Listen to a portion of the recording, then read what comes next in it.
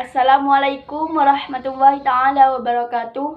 Perkenalkan, nama saya Amelia. Saya dari Fakultas Tarbiyah Prodi Tadris Matematika semester 4. Di sini saya akan menjelaskan tentang statistik untuk pemenuhan tugas mata kuliah Statistika Pendidikan dengan dosen pengampu Ibu Diah Ayu Rizky Pradita. Asal kata statistik. Statis adalah catatan administrasi pemerintah di Amerika Serikat. Stokos adalah anak panah yang berarti sesuatu yang mengandung ketidakpastian. Jadi statistik adalah ilmu yang mempelajari tentang seluk-beluk data, yaitu tentang pengumpulan, pengolahan, penganalisisan, penafsiran, dan penarikan kesimpulan dari data yang berbentuk angka-angka. Namun, statistik bisa diartikan dalam beberapa kategori, yaitu dalam arti sempit dan arti luas. Menurut J. Supranto, statistik dalam arti sempit adalah data ringkasan yang berbentuk angka kuantitatif. Statistik penduduk misalnya merupakan data atau keterangan berbentuk angka ringkasan mengenai penduduk di dalamnya terdapat jumlah, rata-rata umur, distribusi, dan persentase akan hal tersebut.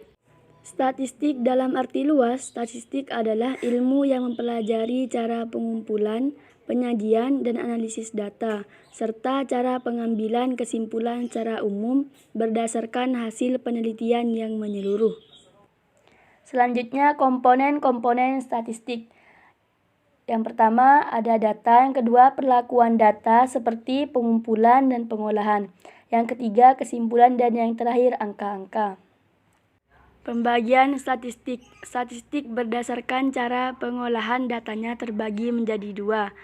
Yang pertama A. Statistik deskriptif, B. Statistik inferensial atau statistik induktif. Statistik deskriptif bagian dari statistik yang mempelajari cara pengumpulan dan penyajian data sehingga mudah difahami. Fungsi untuk menerangkan keadaan, gejala, atau persoalan terbagi menjadi 4 bagian. Yang pertama, distribusi frekuensi terbagi menjadi 4 kelompok.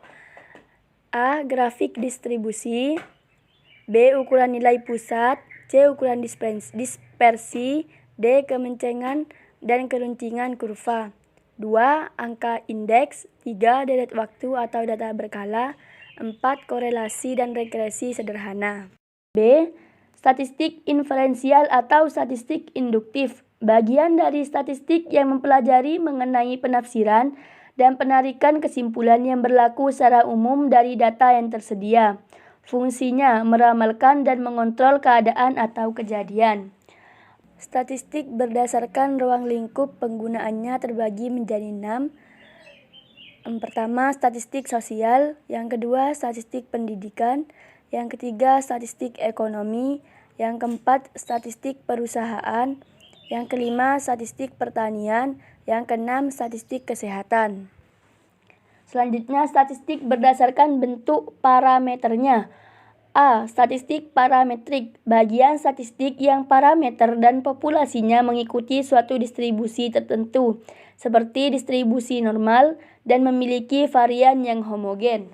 B. Statistik non-parametrik, bagian statistik yang parameter dan populasinya tidak mengikuti suatu distribusi tertentu atau memiliki distribusi yang bebas dari persyaratan, dan variannya tidak perlu homogen.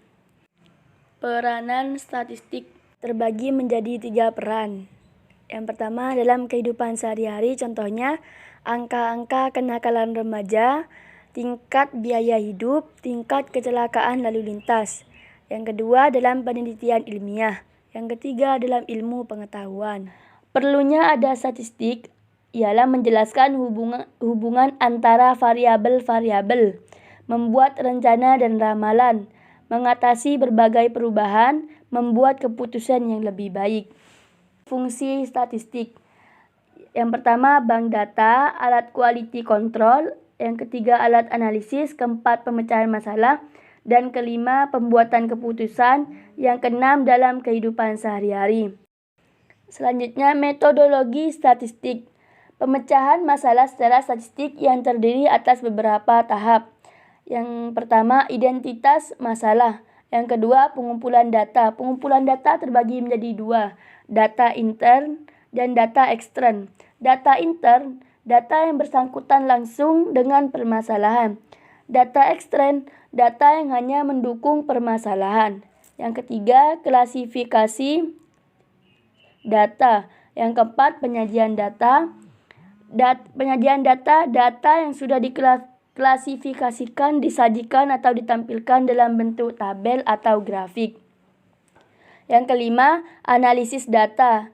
Diinterpretasikan hasil dari tahap sebelumnya dan merupakan tahap akhir sebelum penarikan kesimpulan.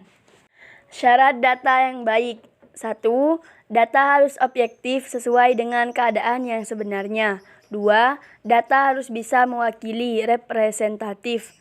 3. Kesalahan baku, standar error, harus kecil. Suatu perkiraan estimate dikatakan baik memiliki tingkat ketelitian tinggi jika kesalahannya bakunya kecil.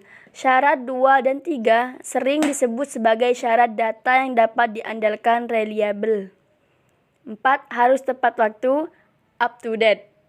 5. Harus relevan, yaitu data yang dikumpulkan harus ada hubungannya dengan masalah yang akan dipecahkan. Sekian penjelasan singkat dari saya, kurang lebihnya mohon maaf. Wassalamualaikum warahmatullahi wabarakatuh.